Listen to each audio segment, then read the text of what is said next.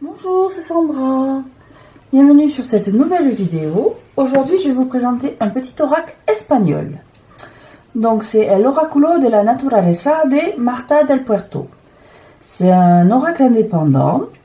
Vous pouvez le trouver d'ailleurs sur son site web qui est sur la boîte, mais que je mettrai en barre d'infos, je pense. Et donc, je suis tombée dessus par hasard lors du grand marché médiéval qui se tient à Alcalá de Henares tous les ans. Donc, Alcalá de Henares, c'est une ville située à l'est de Madrid. C'est la ville berceau de Cervantes, donc c'est là où il est né. Cervantes étant l'écrivain de Don Quichotte. Et donc, tous les ans, se tient aux alentours du 12 octobre El Mercado Cervantino. Et cette année, sur la Plaza Mayor, se trouvait le stand de Marta del Puerto, que je ne connaissais pas, et qui vendait ces deux oracles, l'Oráculo de la Naturaleza, l'oracle de la nature, et l'Oráculo de l'Alma Humana, l'oracle de l'âme humaine. Les deux oracles sont complémentaires, c'est-à-dire que celui-ci est numéroté de 1 à 32 et l'autre de 33 à 64. Néanmoins, ils n'ont pas le même dos, et ils peuvent être utilisés chacun de leur côté. Voilà. Le petit oracle, donc, une belle boîte quand même, se présente sous une boîte cloche avec plein de petites fleurs. Donc c'est vraiment un oracle parfait pour la saison.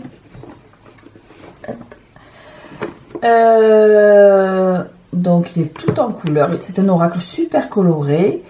Illustré, je pense, au crayon de couleur, ce qui lui donne un petit côté enfantin que j'aime beaucoup. C'est très frais. C'est assez abstrait pour la plupart. Il y a des formes mélangées. Et bon, on aime ou on n'aime pas. C'est vrai qu'à la base, c'est pas trop mon truc. Je suis assez classique dans mes goûts. Mais je l'aime bien. Il donne le sourire. Après tout, c'est ce qu'on leur demande aussi. Donc voilà. Donc, la boîte cloche, alors, on va finir avec la boîte. Donc, vous voyez qu'elle est entièrement décorée, tout en couleur. Voilà. J'espère que la mise au point se fait bien. Oui. Voilà, même le fond. Cette bouche et cet œil au milieu, en forme de fleur. Même le fond est en pastel décoré. Elle a tout fait elle-même, le guidebook, les illustrations, c'est vraiment... Et pour un prix assez raisonnable pour de l'indépendant, parce que je crois qu'elle le faisait à 30 ou 35 euros. Voilà. Je sais pas si je me prendrai le deuxième un jour. Bon, c'est vrai que j'avais plutôt craqué pour celui-là. Le dos me plaisait beaucoup, même le thème d'ailleurs. Mais bon, je dis pas si elle est de nouveau là cette année sur le marché, peut-être que je me prendrai le deuxième. Voilà, donc le guidebook. On va essayer de s'organiser un petit peu. Hop. Hop. Le guidebook, donc je suis centrée, oui. Alors, est tout en couleur. Il fait combien ? On est presque à une centaine de pages, 94. Il n'y a pas de tirage, mais il y a une présentation détaillée de l'auteur et de son intention en faisant ces deux oracles, un peu de son histoire, du pourquoi, du comment. Quelques questions-réponses sur comment utiliser l'oracle. Bon, tout est en espagnol, il n'y a pas d'autre langue, tout est 100% en espagnol. Et après, chaque carte... Les 32 cartes sont présentées comme suit, c'est-à-dire une miniature en couleur. Hop, je ne sais pas où ça se voit, mise au point. Oui. Voilà, avec une petite citation, les cartes qui peuvent lui être associées et une jolie description de la carte sur plusieurs pages. Elle a vraiment mis le point sur là-dessus. Chaque carte est vraiment bien détaillée, bien expliquée. Pour qui parle espagnol, un petit peu, bien sûr. Mais bon, je pense qu'avec Google, on peut arriver à traduire également. Et à la fin, donc, on a juste une petite présentation très brève du deuxième oracle, avec le QR code pour accéder à son site. Évidemment, elle a également un Instagram.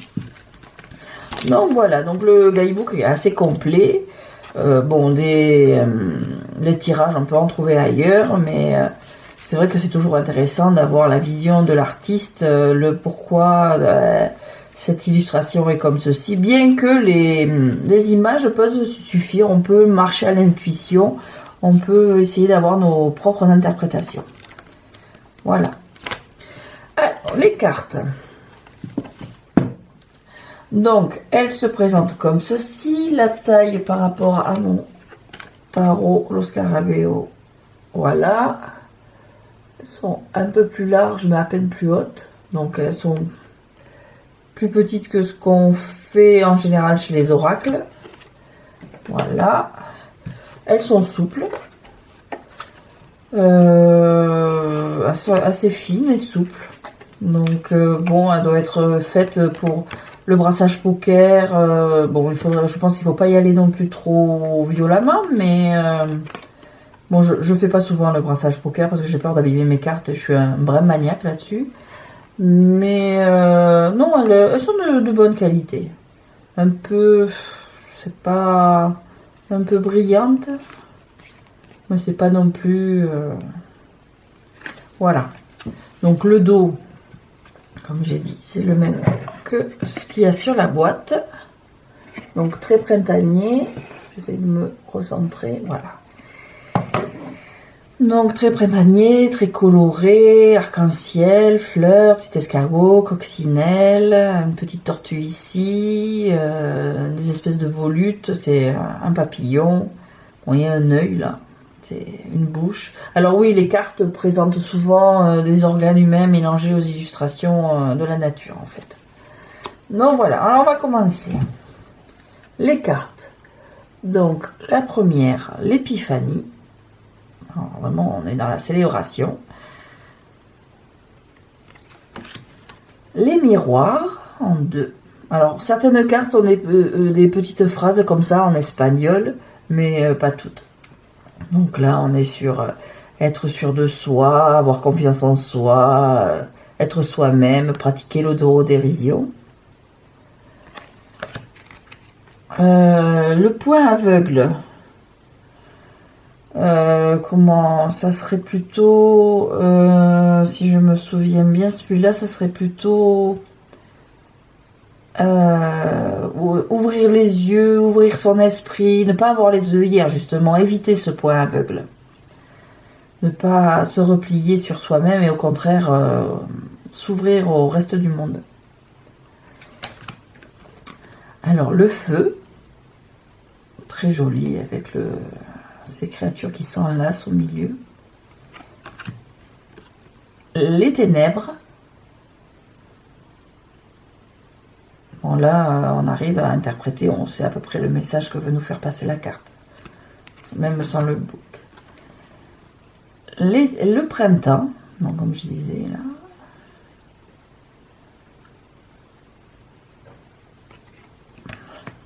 La graine, avec ce bébé tout rond.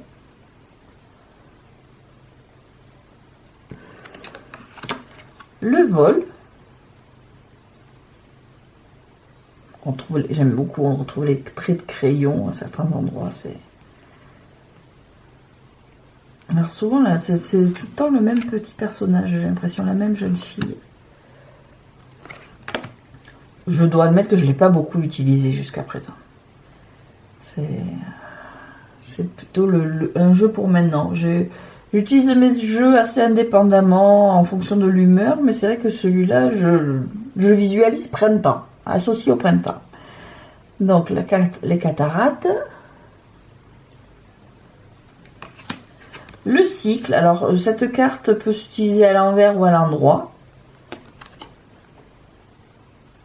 Mais le dos non, donc bon, je la laisse comme ceci en fait. Les fissures, avec la coquille qui se fissure, et l'arbre qui est rafistolé avec des petits pansements.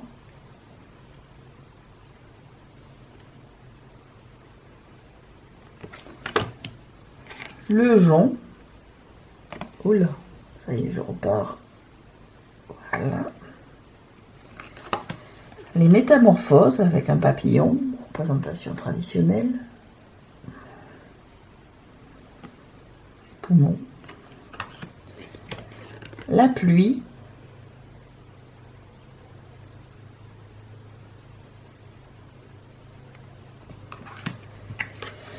L'aube. Avec un nouveau commencement.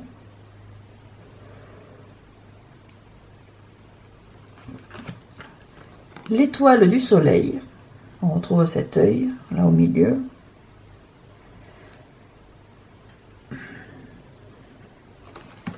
La nuit étoilée.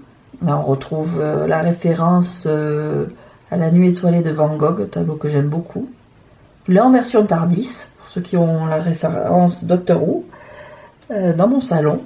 Mais c'est vrai que c'est un très beau tableau que j'aime beaucoup. Et on retrouve cette jeune fille. Voilà. Le cosmos. Ce personnage est sur la carte 19 avec le désert.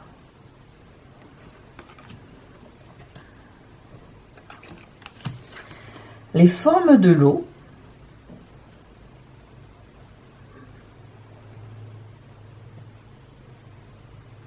Le nuage, la cascade, la mer, la neige, la pluie. J'aime beaucoup celle-ci. Le brouillard. Hop. Voilà. Le chemin.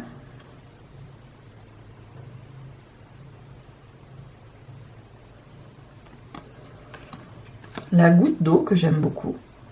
Très jolie carte.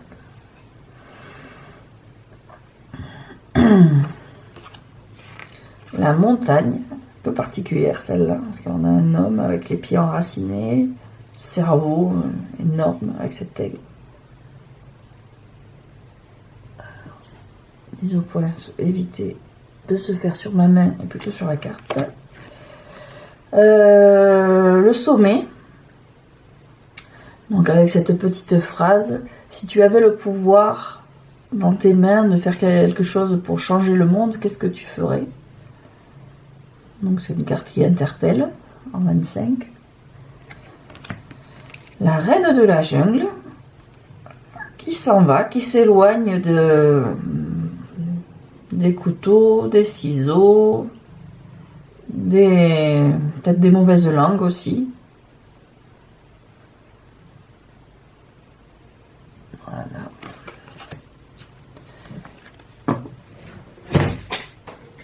Et ça, c'était Figaro qui vient de me faire tomber tout ce qui était sur la table d'à côté. Voilà. Merci Figaro. Donc là, on continue. La jungle, donc on était avec la reine de la jungle et maintenant on a la jungle. Avec les crocos, cette patte-là, très menaçante, la panthère également. Donc, la fraternité.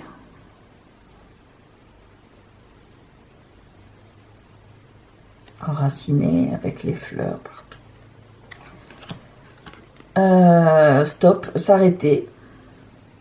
Même pas besoin du livret. Enfin, si, pour avoir plus de détails, bien sûr, c'est toujours agréable de lire les livrets, mais bon, si on a envie de se faire un tirage rapide, il n'y a pas forcément besoin du livret. Se comparer.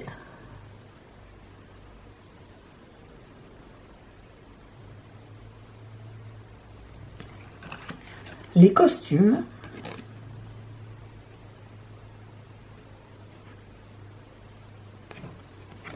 Et enfin, l'arc-en-ciel.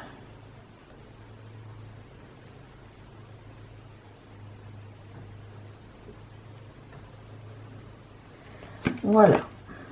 C'était donc la dernière carte. Je viens de me rendre... Voilà, le chat est passé. Il m'a mis tout en bazar. Il a fait son curieux. Il a tout fait tomber. Et puis maintenant, il est parti. Voilà, voilà. C'était Figaro. Donc voici pour ce petit jeu. Brièvement interrompu. Donc on peut retrouver sur son site web On peut la retrouver également sur Instagram. J'espère que cette vidéo vous a plu. Je vois pas ce que je peux rajouter d'autre. Il m'a un peu perturbé le chat, je dois admettre. Donc non, mais voilà. Donc c'était l'oraculo de la naturaleza, l'oracle de la nature.